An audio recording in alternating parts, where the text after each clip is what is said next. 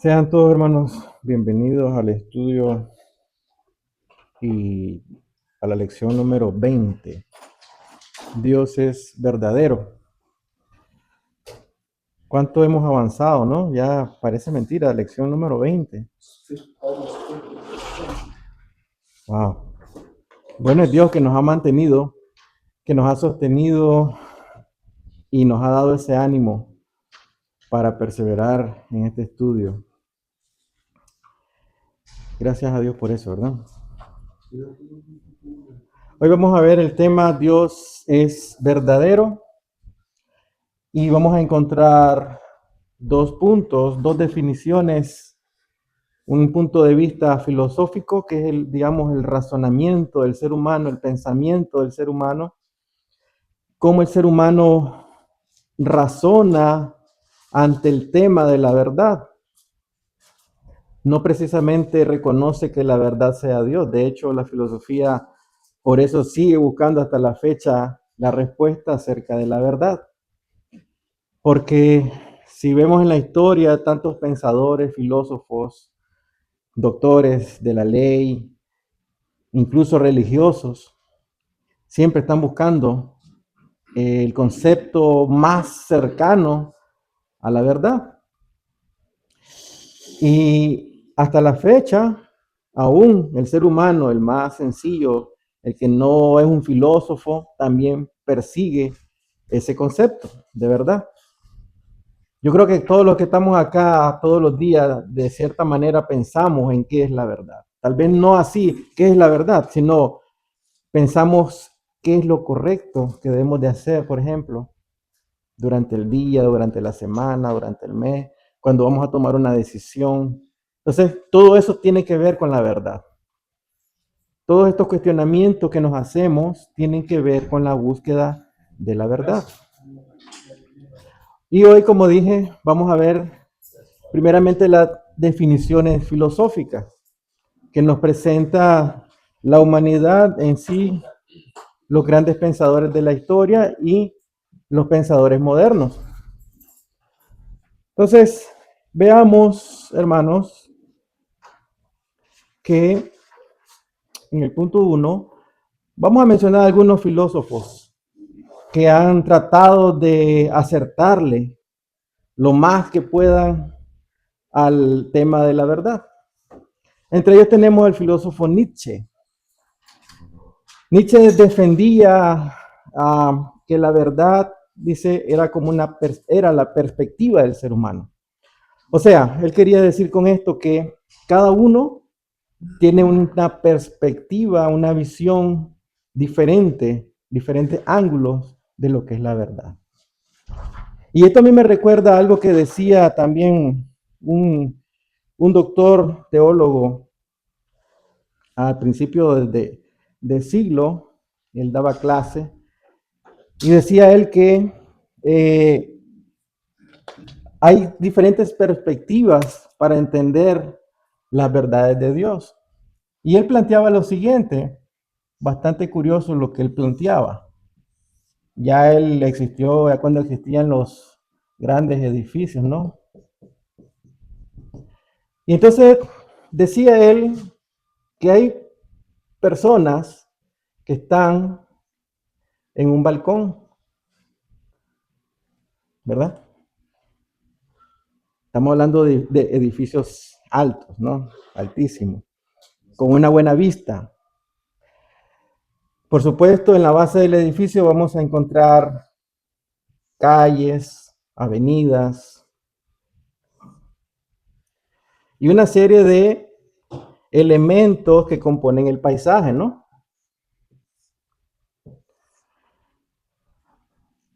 Y él está acá, uno de los actores, uno de los protagonistas de la escena está en el balcón, el otro va caminando sobre la acera hacia determinada dirección.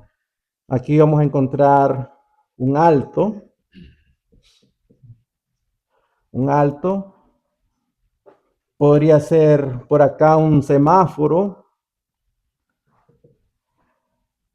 y en fin, una serie de, como dije, de elementos que componen el paisaje. Este hombre lleva una trayectoria definida. Él sabe a dónde va, sabe por dónde irse, posiblemente, ¿no? Este tiene una visión más amplificada de lo que está pasando. Y este personaje, él está viendo todo el panorama. Este que está acá no lo está viendo todo. ¿Ya? Entonces él está viendo, por ejemplo, el del balcón está viendo que aquí viene un vehículo. Está viendo que aquí viene otra persona y que en determinado momento este hombre va a llegar acá y se va a topar con un vehículo o con una persona o con ambos. Él va a ver también la dirección que va a tomar, si va a girar hacia la izquierda o si va a girar hacia la derecha. Y en este proceso, este hombre va a ir tomando, dice C.S. Lewis, el que planteó esto, va a ir tomando decisiones de acuerdo a su perspectiva. ¿Ya? Este está viendo no solamente la toma de decisión de él, sino todo lo que va a acontecer en el camino. Entonces, estamos viendo acá dos perspectivas distintas. ¿Ya? A él está limitado por el paso a paso que está dando. Las circunstancias se le van presentando y él va tomando sus decisiones, si dobla a la izquierda, si dobla a la derecha, si se detiene en el alto, si va a cruzar la calle, son decisiones, pero al final va a llegar a un punto. Y él va a ver cuál es ese punto donde él va a llegar. No sé si me están entendiendo lo que estoy tratando de decir. Son dos perspectivas distintas y ambas son verdaderas. Ambas son verdad. ¿Ya? Pero son perspectivas diferentes. Entonces, C.S. Lewis decía esto, Nietzsche decía esto, que todas las perspectivas son verdaderas, ¿ya? Y eso, para él, eso era la verdad. Luego tenemos al filósofo Aristóteles. Aristóteles decía que todo corresponde, dice, la verdad corresponde al pensamiento del ser humano. Lo que nosotros pensamos, eso es verdadero, decía él. ¿Ya? Entonces, sea un pensamiento bueno, sea un pensamiento malo, lo que sea, pero eso es verdadero. Él radicaba la verdad en el pensamiento. Luego tenemos a Descartes.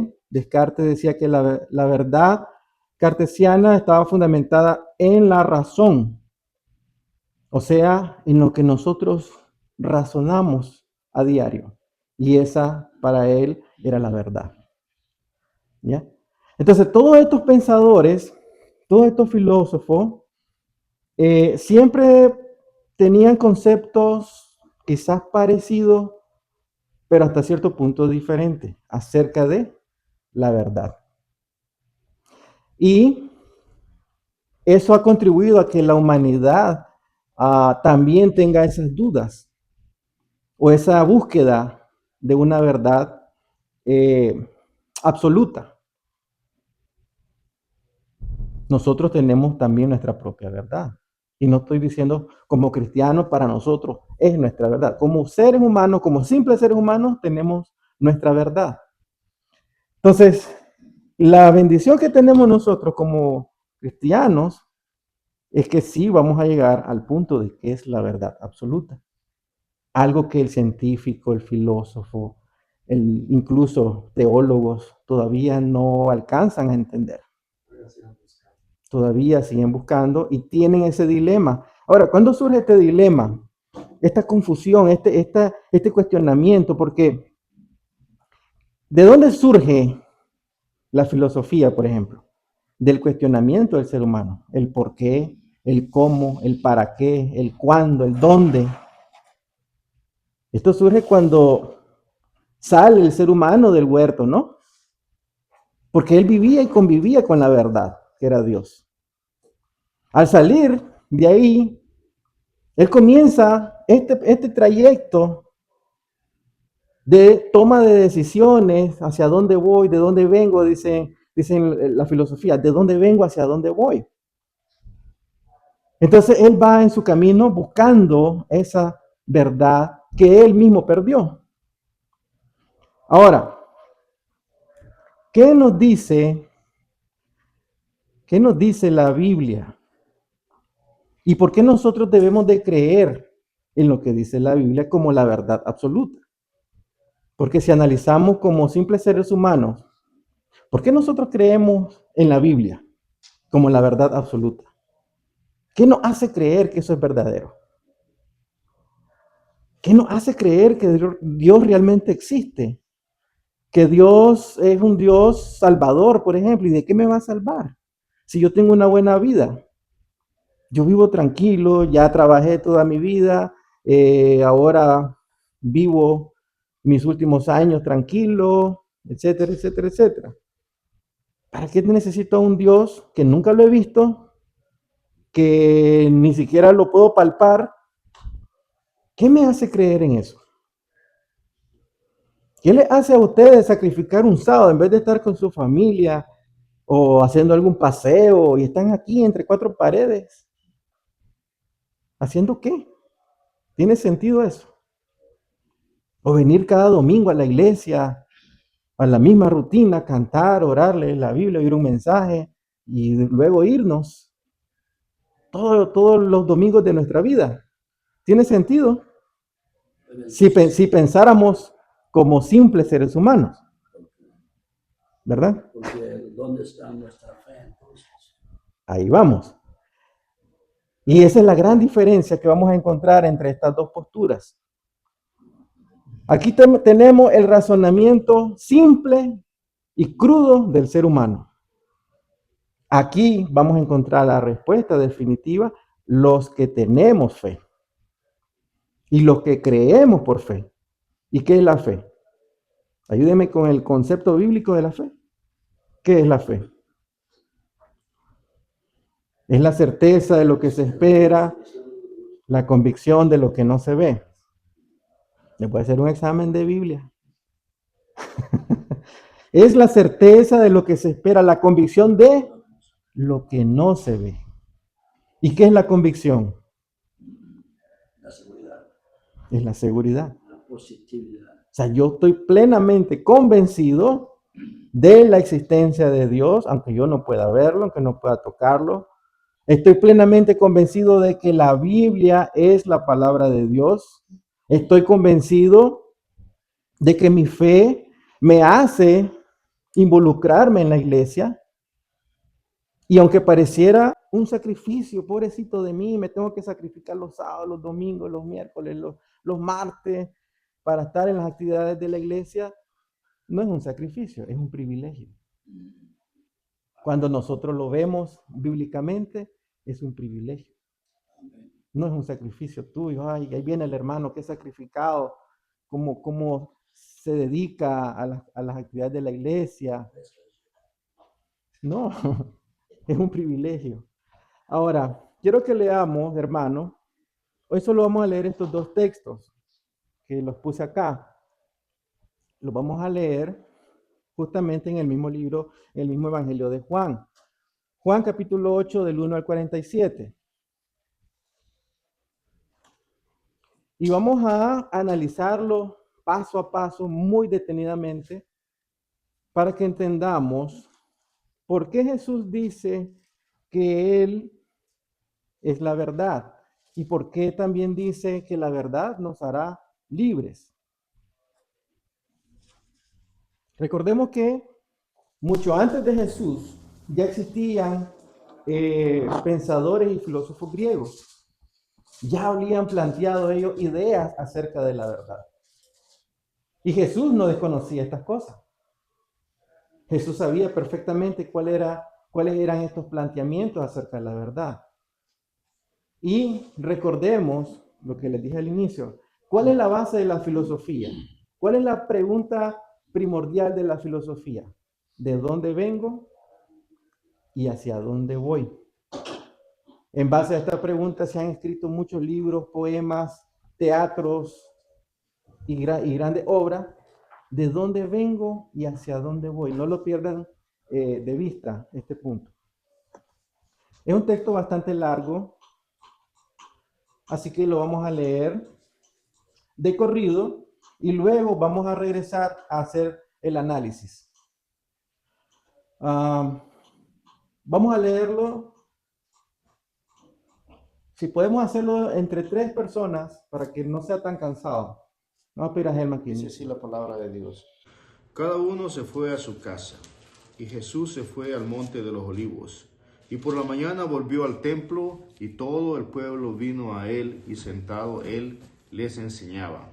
Entonces los escribas y los fariseos le trajeron una mujer sorprendida en adulterio. Y poniéndola en medio, le dijeron: Maestro, esta mujer ha sido sorprendida en el acto mismo de adulterio.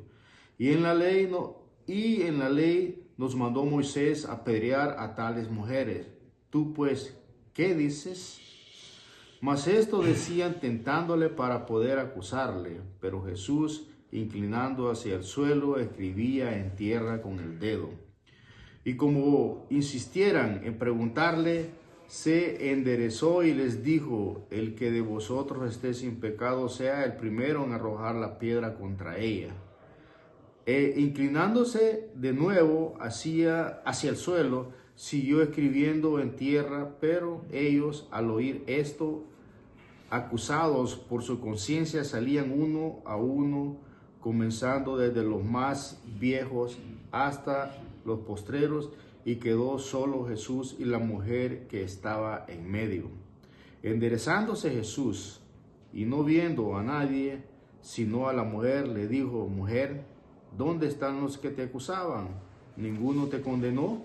Ella dijo: Ninguno, Señor. Entonces Jesús le dijo: Ni yo te condeno, vete y no peques más. Otra vez Jesús les habló diciendo: Yo soy la luz del mundo. El que me sigue no andará en tinieblas, sino que tendrá la luz de la vida. Entonces los fariseos le dijeron: Tú das testimonio acerca de ti mismo, tu testimonio no es verdadero. Respondiendo Jesús y les dijo: Aunque yo doy testimonio acerca de mí mismo, mi testimonio es verdadero, porque sé de dónde he venido y a dónde voy, pero vosotros no sabéis de dónde vengo ni a dónde voy. Vosotros juzgáis según la carne, yo no juzgo a nadie. Y si yo juzgo, mi juicio es verdadero, porque no soy yo solo, sino yo y el que me envió, el Padre. Y en vuestra ley está escrito que el testimonio de 2 hombres es verdadero. Yo soy el que doy testimonio de mí mismo, y el Padre me envió, y el Padre que me envió da testimonio de mí. Ellos le dijeron: ¿Dónde está tu Padre? Respondió Jesús: Ni a mí me conocéis, ni a mi Padre. Si a mí me conocieses, también a mi Padre conocerías. Estas palabras habló Jesús en el lugar de las ofrendas, enseñando en el templo, y nadie le prendió, porque aún no había llegado su hora. Otra vez les dijo Jesús: Yo me voy y me buscaréis, pero en vuestro pecado moriréis. A donde yo voy, vosotros no podéis venir. Decían entonces los judíos: ¿Acaso se matará a sí mismo? ¿Qué dice? A donde yo voy, vosotros no podéis venir. Y les dijo: Vosotros sois de abajo, yo soy de arriba. Vosotros sois de este mundo, yo no soy de este mundo. Por eso dije que moriréis en vuestros pecados. Porque si no creéis que yo soy, en vuestros pecados moriréis. Entonces le dijeron: ¿Tú quién eres? Entonces Jesús les dijo: Lo que desde el principio os he dicho. Muchas cosas tengo que decir y juzgar de vosotros, pero el que me envió es verdadero, y yo, lo que he oído de él, esto hablo al mundo. Pero no entendieron que les hablaba del Padre. Les dijo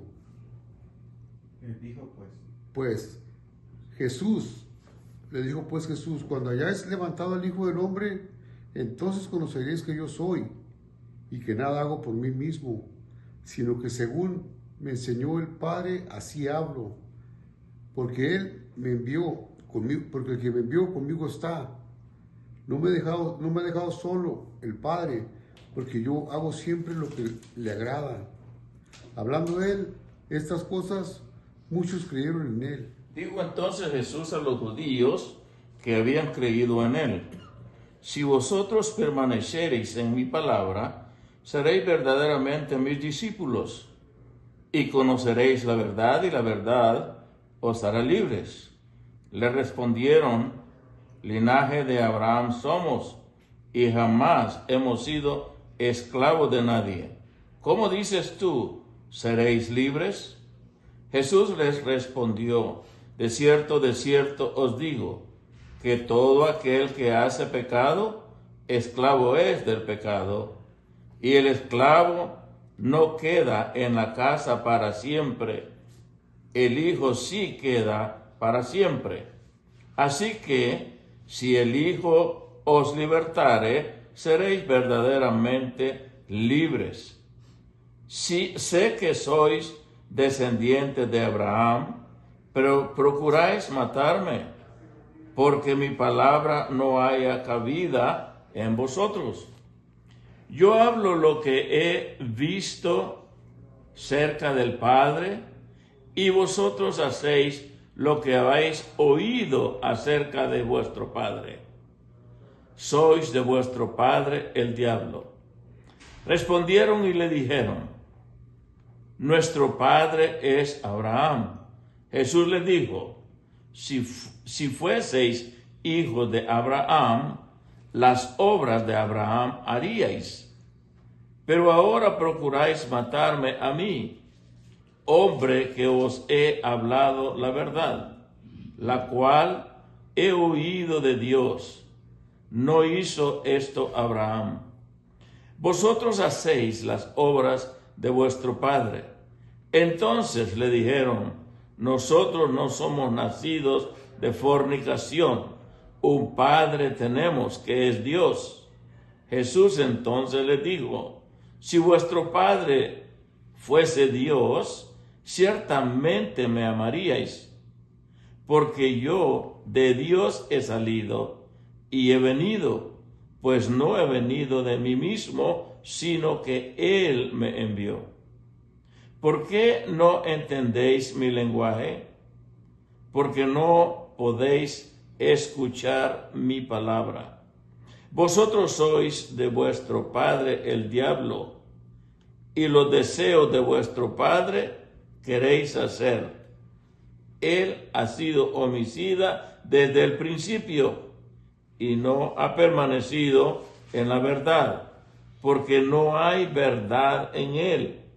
Cuando habla mentira, de suyo habla, porque es mentiroso y padre de mentira. Y a mí, porque digo la verdad, no me creéis. ¿Quién de vosotros me redarguye de pecado? Pues si digo la verdad, ¿por qué nosotros no me creéis? ¿Por qué vosotros no me creéis? El que es de Dios, la palabra de Dios oye. Por esto no las oís vosotros, porque no sois de Dios. Ahora, gracias a todos los que leyeron. Ahora regresémonos al versículo 1 para empezar el análisis. ¿Recuerdan lo que les dije? La base de la filosofía, su premisa es: ¿de dónde vengo? ¿Hacia dónde voy? Y a partir de ahí empieza el cuestionamiento, el porqué de las cosas, el para qué de las, el dónde, el cuándo. Todas estas son las bases del cuestionamiento filosófico. Y precisamente en la búsqueda de esa verdad, cada uno de estos pensadores tenía la idea de que su concepto era el verdadero. Y hoy día también lo miramos en el cristianismo. Cada quien, cada denominación tiene una idea diferente de lo que es ser cristiano. Tienen un concepto distinto de las doctrinas, incluso bíblicas. Y entonces todo esto nos lleva a un dilema. ¿Cuál es la verdadera? ¿Cuál es la religión verdadera? Decimos los cristianos. Y ese es el existencialismo cristiano, diría yo. ¿Cuál es la religión verdadera? ¿Estaremos nosotros en la religión verdadera? ¿Y qué es la religión? Son las prácticas que nosotros hacemos a diario, la oración, el estudio de la palabra, el asistir a la iglesia, el convivir los hermanos unos con otros. Todas estas prácticas nos hacen pertenecer a una religión. ¿Ya? Entonces, cuando decimos somos religiosos, estamos hablando, somos practicantes de una religión. Ahora, ¿cuál es la verdadera? ¿Cuál es la que realmente se asemeja a la verdad bíblica? Esa es la gran pregunta. Entonces, veamos versículo 1. Y Jesús se fue al monte de los olivos, y por la mañana volvió al templo, y todo el pueblo vino a él, y sentado él les enseñaba. Entonces, los escribas y los fariseos, ahí nos detenemos. ¿Quiénes eran los escribas y fariseos? ¿Qué representaban en el pueblo en esa época? Los escribas y fariseos. ¿Alguien que quiera responder? Los escribas, la ley, ellos escriben la ley. Los fariseos, supuestamente la fe de ahí. ¿Pastor quiere aportar algo? ¿Los escribas y los fariseos? Bueno, de parte de los escribas sabemos que son los que tomaban las notas de las personas que asistían. En aquellos tiempos muchas personas no tenían la agilidad de poder describir algo. Los escribas eran personas que se especializaban en poder explicar mejor y por eso se eran llamados escribas. Sí. Y los fariseos, tenemos entendido. Y los fariseos, pues, son las personas que creían estar en la verdad, de acuerdo a cómo ellos interpretaban o habían aprendido las costumbres de lo que la ley decía. Exactamente. Sí, los fariseos eran prácticamente los que manejaban la ley, los que estudiaban la ley. Y los escribas eran los que la escribían y los que, dice el texto de la historia que estaba leyendo hoy, eran los que copiaban lo escrito y lo reproducían. No habían imprentas, no habían ese tipo de cosas que hoy tenemos. Entonces ellos a mano repetían o copiaban lo que ya estaba escrito y lo enseñaban al pueblo, lo explicaban. Entonces estas eran las funciones de estos dos movimientos, tanto escribas como fariseos. En pocas palabras, los dos manejaban la ley, conocían la ley. Y al conocer la ley, ellos lo que querían era confrontar al mismo Jesús con la ley. No tanto si sabía o no sabía, sino cómo la aplicaba. ¿Ya? Entonces, en este versículo 1, dice, entonces los escribas y fariseos le trajeron a una mujer. Ahora, le trajeron a una mujer sorprendida en adulterio. Y poniéndola en medio, le dijeron, maestro, esta mujer ha sido sorprendida en el acto mismo de adulterio. Y en la ley nos mandó Moisés a apedrear a tales mujeres. Tú pues, y aquí viene la confrontación, tú pues, ¿qué dices? Mas esto decían tentándole para poder acusarle. Pero Jesús, y quiero que imaginemos la escena que describe acá, pero Jesús, inclinado hacia el suelo, escribía en tierra con el dedo. Y como insistieran en preguntarle, se enderezó y les dijo, el que de vosotros esté sin pecado, sea el primero en arrojar la piedra contra ella. Ahora, la escena es la siguiente. Jesús está ahí, está agachado, escribiendo, y ellos están insistiéndole que dé un juicio, que emita un juicio. ¿Ya? Que emita un juicio en contra de la mujer de acuerdo a lo que dice la ley.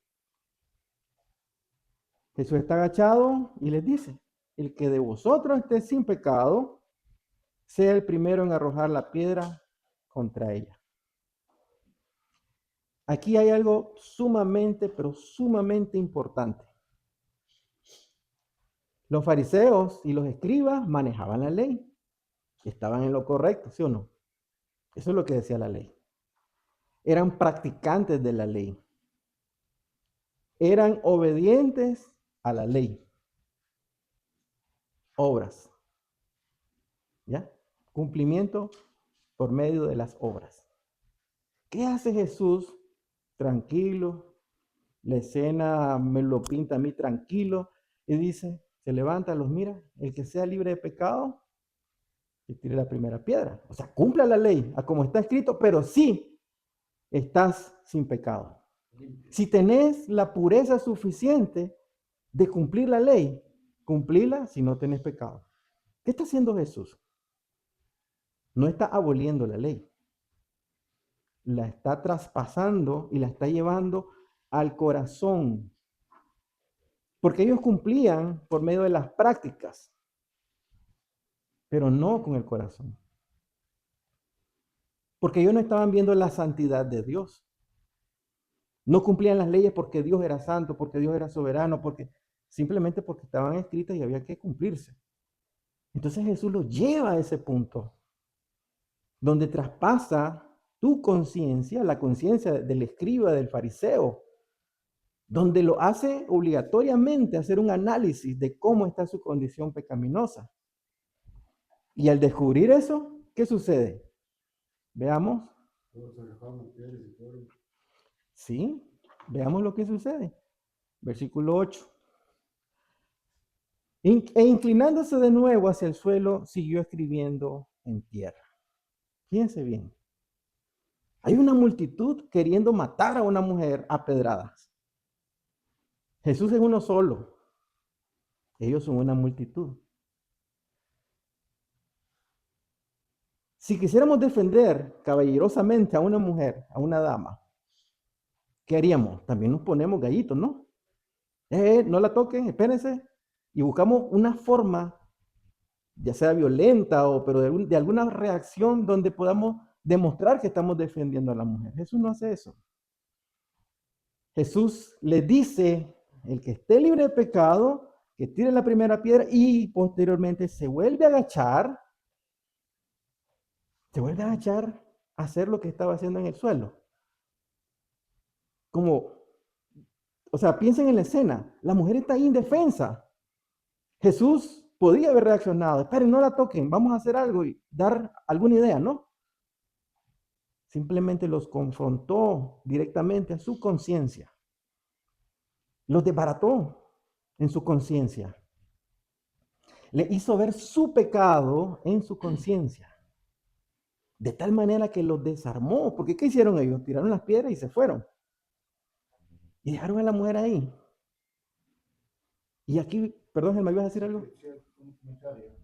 Hay una profundidad ahí que quizás no, así a la vista no se ve. Como dijiste, había una multitud de gente y todos estaban armados con una piedra. Sí, y no creo que hayan sido pequeñas. El propósito de los fariseos y de los escribas era cachar a Jesús.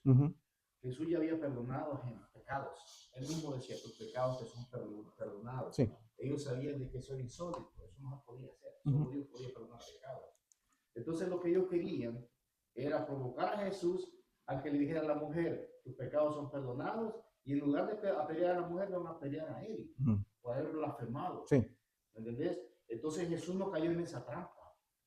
Jesús simplemente escribió algo que nadie sabe, pero que le tocó la conciencia y se fueron. Y que no tiene relevancia. Si Jesús se hubiera adelantado a decirle a la mujer, ¿saben qué? Sus pecados son perdonados. Hubieran apedreado a Jesús, porque hubiera hecho un decreto. Claro. Que según los fariseos, no le correspondía. A él. Pero él fue más astuto. Él se esperó y los desnudó. Claro. Y se fueron. Sí, no, y definitivamente había una estrategia de parte de ellos y también de parte de Jesús.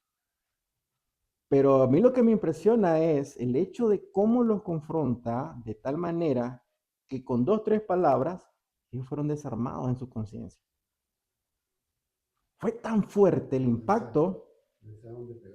de poder analizarse a uno mismo. Hombre, yo quiero cumplir la ley, quiero matar a esta mujer, pero me doy cuenta que yo soy pecador, que yo estoy quizás más sucio que ella. Es una hipótesis que estoy haciendo.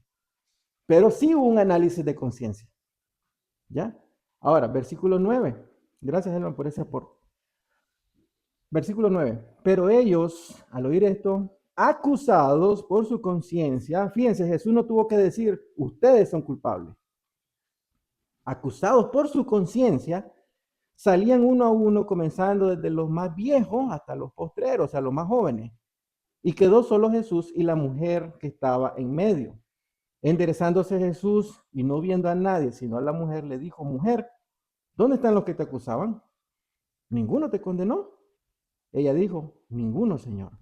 Entonces Jesús le dijo, ni yo te condeno, vete y no peques más.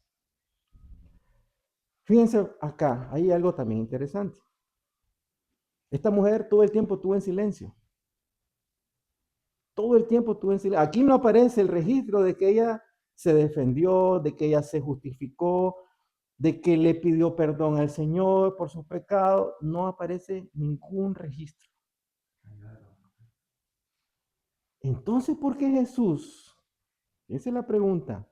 ¿Por qué Jesús le dice, vete y no peques más? ¿Qué le está diciendo? Te perdono, ni yo te condeno, o sea, te justifico, estás perdonada por mí, por el mero mero. Si esta mujer, diríamos, en un análisis bastante blanco y negro, esta mujer no se arrepintió a como nosotros concebimos el arrepentimiento. El arrepentimiento es venir, Señor, perdóname, y llorar y te quebrantás delante de Dios. Simplemente Jesús le dice, vete, no peques más, ni yo te condeno. ¿Por qué sería? Esa pregunta la vamos a hacer al final, piénsenla. No te condeno, dice. Ella dijo, no, perdón, estamos en el 12. Otra vez Jesús les habló diciendo, yo soy la luz del mundo. El que me sigue no andará en tinieblas, sino que tendrá la luz de la vida. 13. Entonces los fariseos le dijeron, tú das testimonio acerca de ti mismo. Tu testimonio no es verdadero. Respondió Jesús y les dijo, aunque yo doy testimonio acerca de mí mismo, mi testimonio es verdadero, porque sé de dónde he venido y a dónde voy. ¿Qué les está diciendo ahí? Ustedes no saben, ¿verdad? Porque miren lo que dice el siguiente. Pero vosotros no sabéis de dónde vengo, ni a dónde voy. Ahora, fíjense la respuesta de Jesús. Yo sí sé de dónde vengo y sé a dónde voy. El ser humano sigue buscando esa respuesta de sí mismo. ¿De dónde venimos? ¿Cuál es nuestro origen? La ciencia, la historia, la antropología, todo el mundo se pregunta, ¿de dónde vengo? Y ahora, ¿hacia dónde voy? ¿Qué hay después de la vida terrenal? Después de que yo muero, ¿qué sigue? Y todo este cuestionamiento, ¿no? O en la simple trayectoria de la vida, ¿qué voy a hacer mañana? Hablando del futuro, ¿no? ¿Qué he hecho de mi vida? Dice uno. Yo normalmente casi me pregunté muchas veces de dónde vengo, qué hago aquí y hacia dónde voy. Okay. Entonces, me pregunté muchas veces. Y en el cristianismo pasa lo mismo. ¿Cuál es el propósito de Dios en mi vida? ¿Para qué soy cristiano? ¿Solo para ser parte de una iglesia?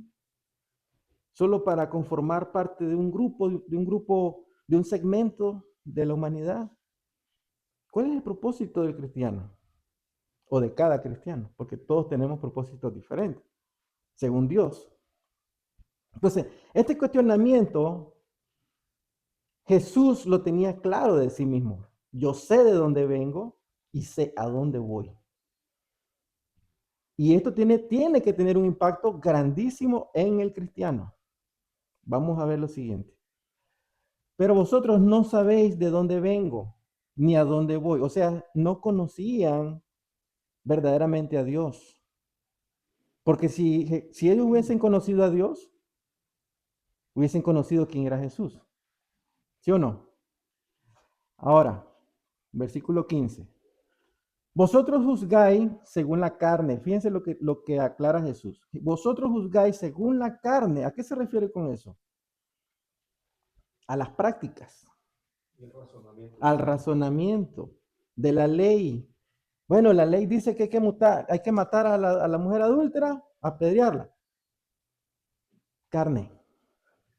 ¿Ya? Carne. Fíjense bien. Vosotros juzgáis según la carne. Y yo no juzgo a nadie.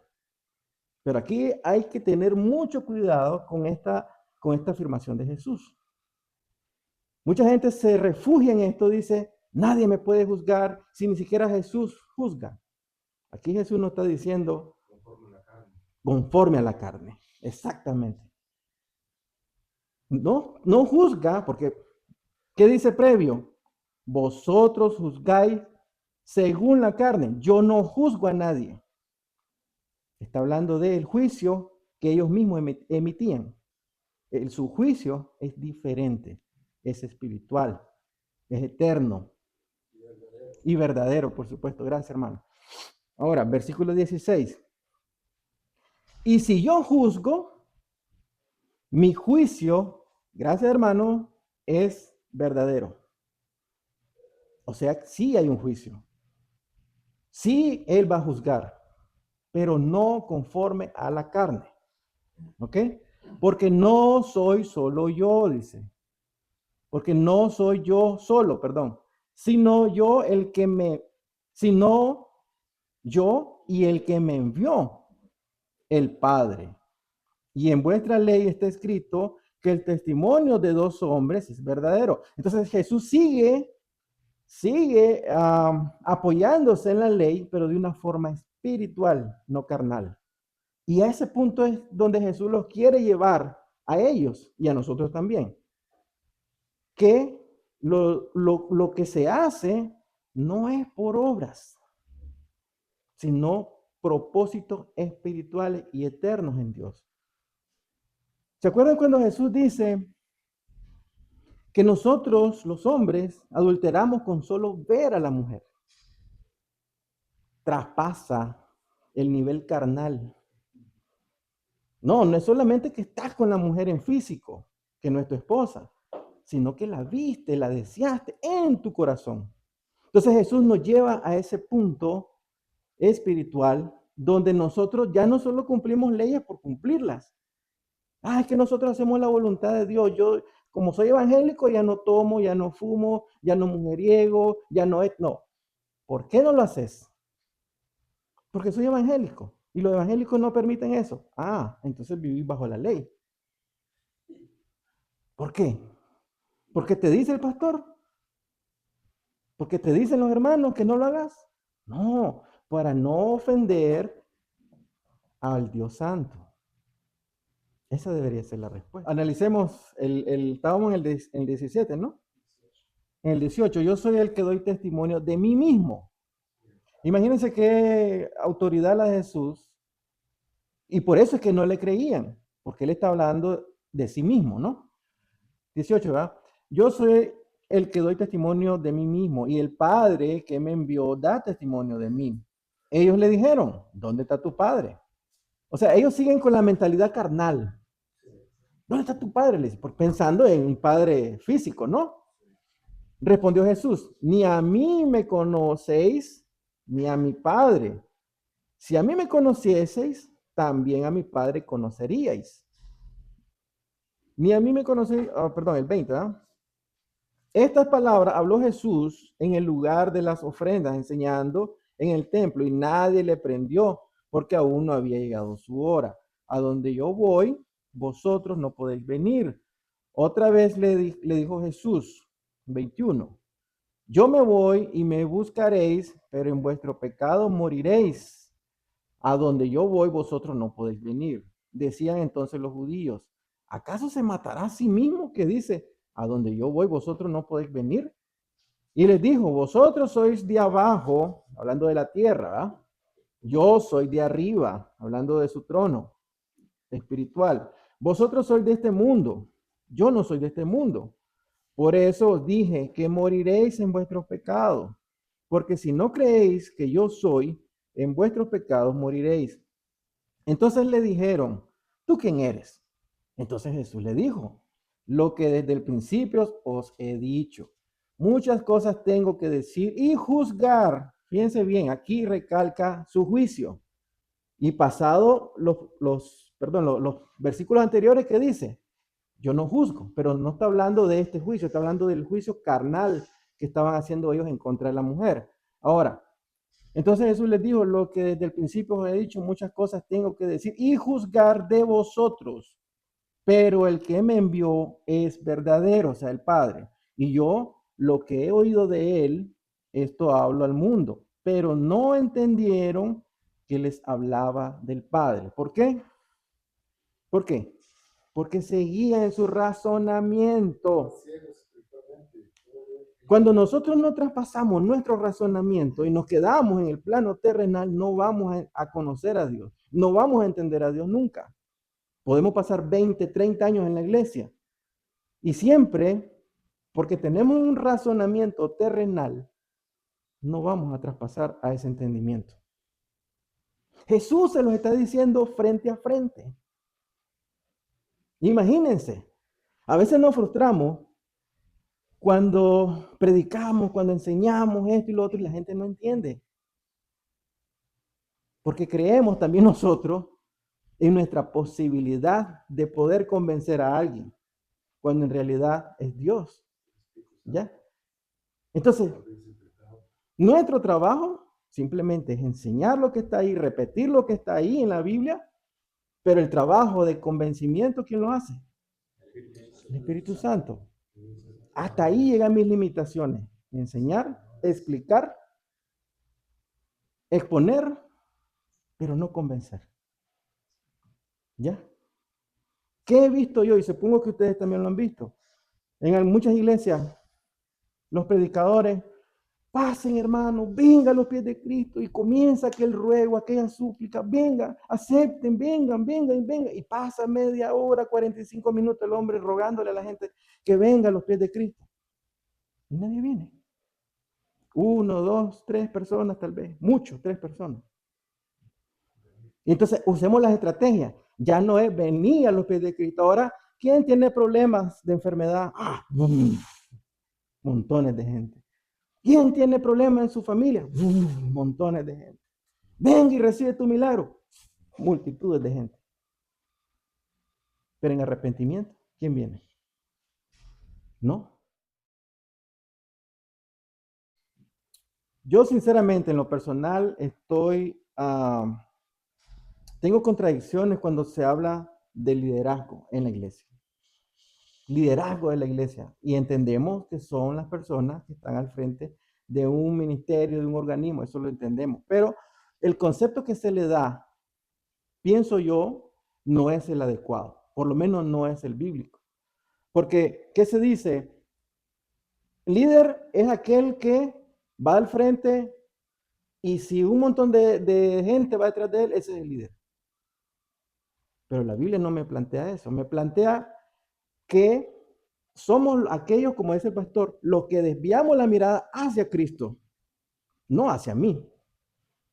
Entonces ya no soy el líder, soy el guía espiritual, soy el facilitador del mensaje.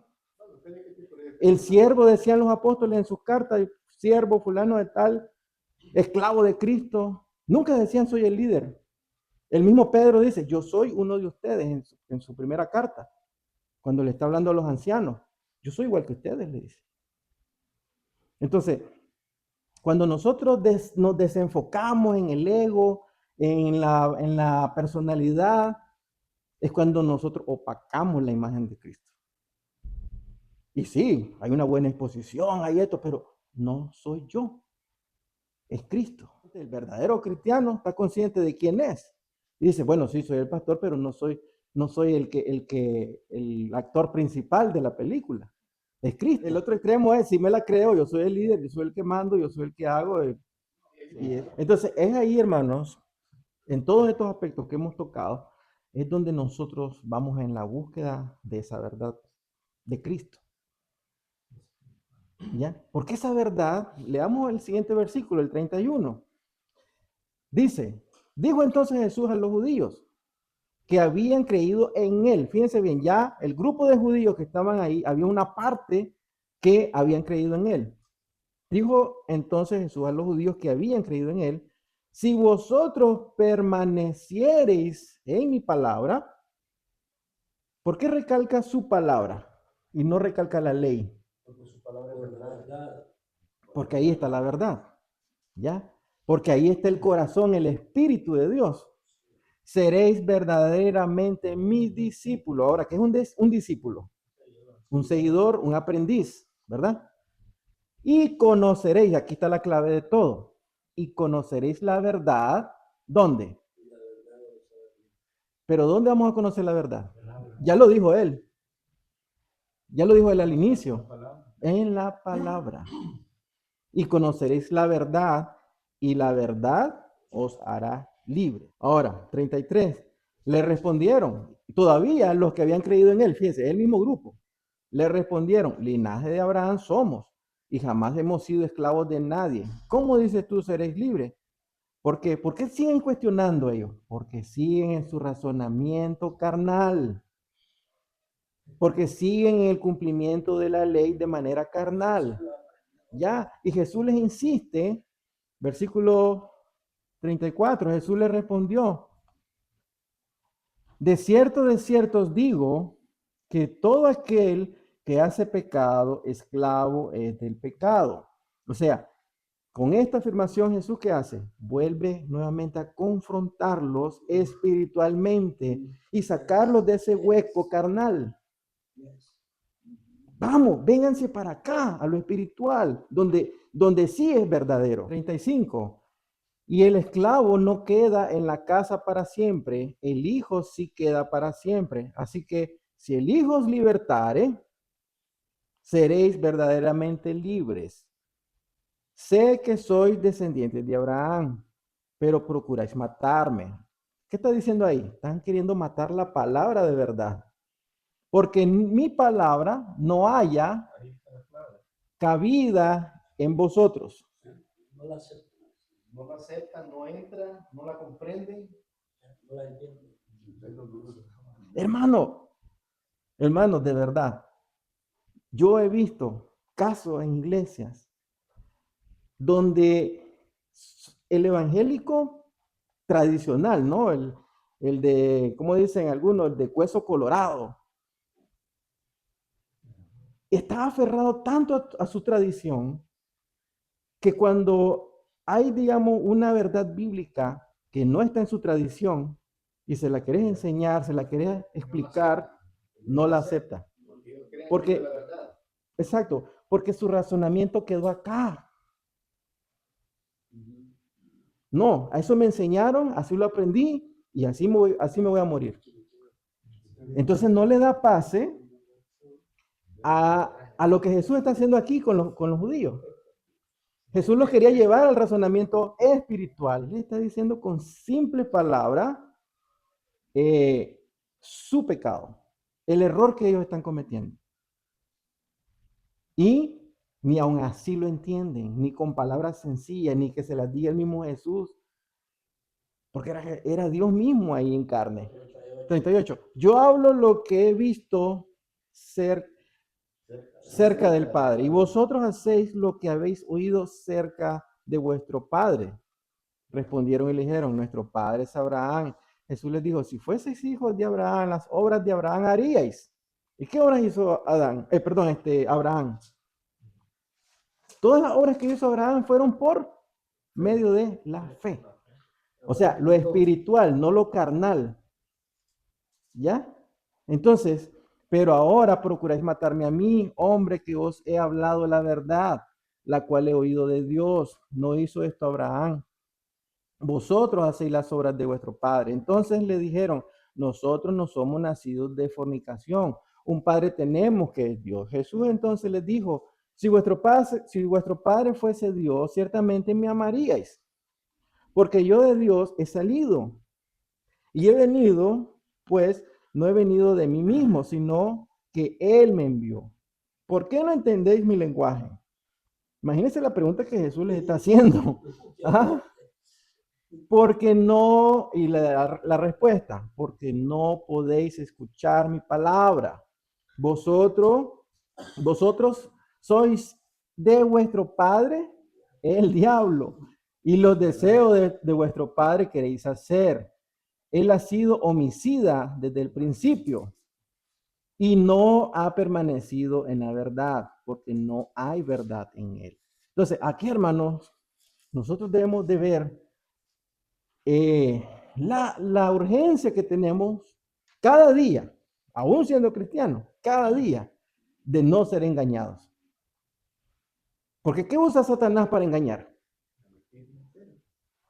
Pero usa algo. La palabra. Él no va a venir con algo contrario a la palabra. Él nos va a enseñar mentiras manipuladas usando la palabra. ¿Por qué mucha gente prefiere la iglesia de la prosperidad, la iglesia de los milagros, la iglesia donde hay diversión? Ahí vamos a encontrar un templo, vamos a encontrar un pastor, vamos a encontrar diáconos, o sea, todo el esquema cristiano lo vamos a encontrar ahí. Vamos a ver un púlpito, vamos a ver un grupo de alabanza, pero no. Vamos a escuchar lo que queremos escuchar. Y vamos a escuchar lo que queremos escuchar, no la palabra. Porque ¿quién está predicando ahí? Es Satanás. Así de simple, Satanás. Ni quitarle. Ya.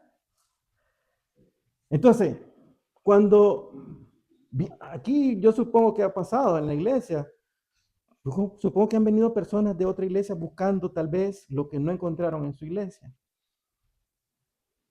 Y cuando escuchan una predicación bíblica, cuando escuchan lo que se hace en la iglesia, dicen, no, qué aburrido.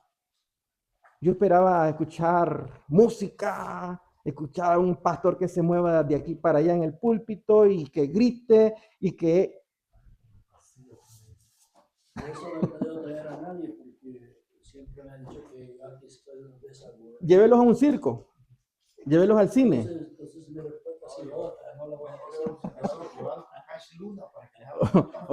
Págueles el pasaje a Guatemala a ver a Cash Luna o a Miami a ver a Maldonado. Sí, hermano, la verdad, por eso yo sinceramente les digo de manera personal, yo me alegro, me gozo, me siento satisfecho de que yo puedo descansar en la gracia de Dios. A ver, leamos el último pasaje. Ahora, antes de pasar a este texto, ya tenemos una idea de lo que Jesús está haciendo, ¿no?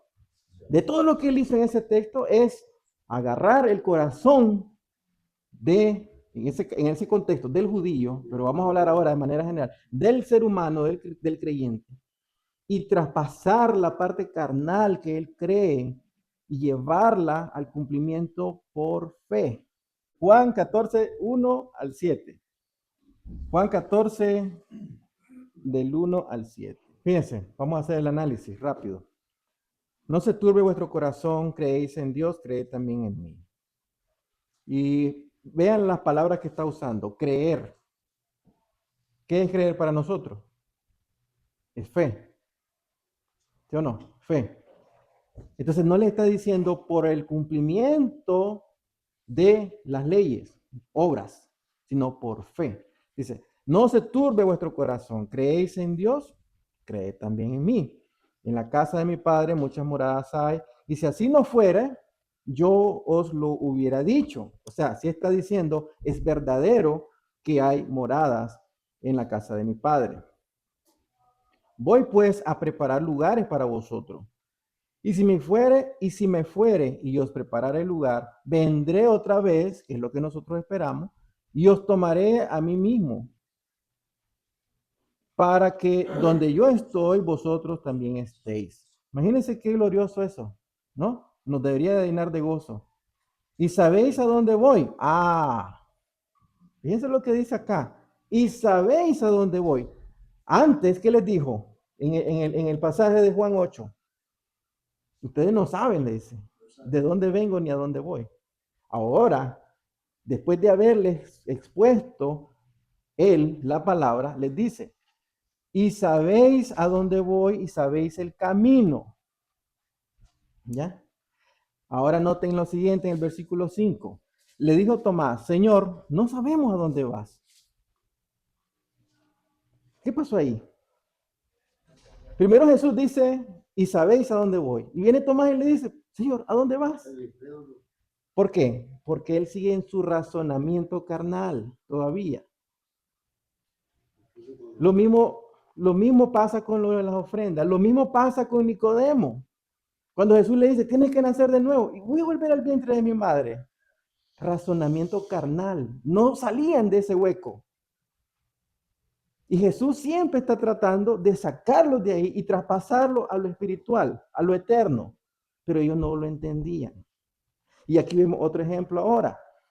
En el 5. Y le dijo Tomás, Señor, no sabemos a dónde vas. ¿Cómo pues podemos saber el camino? Y Jesús le dice, yo soy el camino. Y la verdad y la vida. Y nadie viene al Padre sino por mí. Si me conocieseis. Aquí ya no le está diciendo, ustedes me conocen. Si me conociesen. ¿Por qué? Por la respuesta, por la pregunta de Tomás. ¿Ya? ¿Qué le está diciendo ahí? Todavía no me conoces. ¿Ya? Jesús le dijo, yo soy el camino, ¿verdad? Perdón, el 5. No, perdón, el 7. Si me conocieseis, también a mi Padre conoceríais. Y desde ahora le conocéis y le habéis visto. ¿Ya? Ahí termina el versículo. ¿Qué podemos sacar de este texto? ¿Qué encuentran ustedes ahí? Que no había entendimiento pleno de lo que era Jesús. Que era la verdad. Felipe también le preguntó lo mismo. Le dijo, muéstranos acá. Por su razonamiento carnal. En cada atributo, si usted de manera personal investiga cada atributo de Dios, usted va a tener un despertar increíble.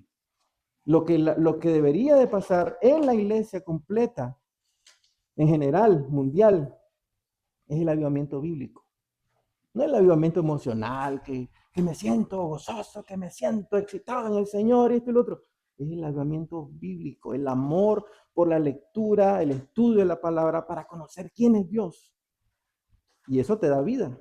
Es que la gente confunde lo que es avivamiento. Él piensa que el avivamiento es estar más despierto, más vivo emocionalmente. Emocionalmente. Cuando el pueblo de Israel regresó a Jerusalén, y Esdras y Nehemías dieron aquel discurso, hubo un avivamiento de conciencia. Es correcto. No es que estaban saltando, claro, me imagino que estaban emocionados. Lloraron. Pero era más espiritual el avivamiento que otras cosas. Sí. Entonces, yo por eso les decía la vez pasada, si nosotros testificamos de lo que Dios está haciendo con nosotros, en la medida que le vamos conociendo, hoy estamos hablando de la verdad de Dios. ¿Y qué es la verdad de Dios? Concluyamos eso. ¿Qué es la verdad de Dios? Él es la verdad. Todo lo que Él es, todo lo que Él hace, esa es la verdad. Absoluta. Entonces, nosotros, hermano, en la medida que nos vamos acercando a esa verdad, porque Él es el camino y nos da vida eterna, vida plena. Si nosotros vamos encaminándonos hacia esa verdad, ¿qué creen que vamos a hacer? ¿Cuál va a ser el resultado? Nuestra reacción. Hablar verdad, conducirnos con verdad, practicar la verdad. Y de esa manera estamos dando testimonio de que Él es la verdad. Porque no es lo mismo, hermano, cuando usted solamente dice, yo hago la voluntad de Dios y testifica y yo hago esto para Dios y el Señor ha hecho esto en mí. Perfecto. Demuéstrelo. Demuéstrelo. Y así, de esa forma, la gente va a ver, ahí hay verdad de Dios. Fíjate cómo lo plantea el Señor ahí en los capítulos ahí. Camino, verdad y vida. O sea, primero hay que encontrar el camino. Él es el camino. Ese es el orden. Ese es el orden. Y luego la verdad te va a llevar a la vida eterna. Ese es el orden. Por eso él lo dice, yo soy el camino, yo soy la verdad. Sí, hermano. Dice, lo traduje porque yo leo en inglés, porque dice, eso es para reforzar y dar a entender que la escritura y él mismo son la verdadera relación de Dios. Gracias. Gracias, hermano. Es que no hay otra forma, no hay otro camino y no hay otra verdad. La ciencia la va a seguir buscando, los filósofos la van a seguir buscando y muchos teólogos la van a seguir buscando. Pero como decía Jesús, aquí está de frente y no la miran. Oremos, hermano.